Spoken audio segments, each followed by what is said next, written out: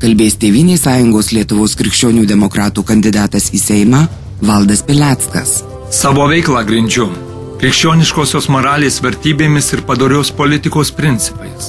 Manau, sąžiningumas, padorumas, meilė Dievui ir tėvynei, pagarba žmogui, žodžio laikymasis, ištikimybė, atlaidumas ir darbštumas padėtų Seime sąžiningai bei atsakingai priimti sprendimus, ginti krikščioniškasias vertybės ir spręsti žmonių problemas. Jei būsiu išrinktas į Seimą, ypatingą dėmesį skirsiu švietimui, kultūrai, jaunimui ir sportui.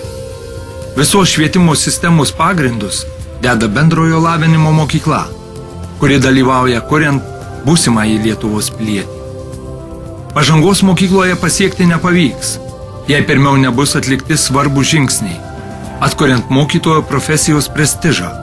Skatinsiu priimti sprendimus, kurie gerintų mokytojų darbo sąlygas, jo autoritetą. Ieškosiu galimybių gabiems Marijampolės vaikams daugiau dalyvauti įvairiuose projektuose.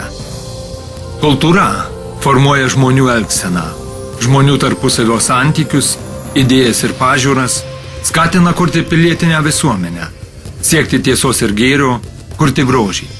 Šiandien ypač atkakliai ir kūrybiškai reikia ginti tautinės kultūros vertybės.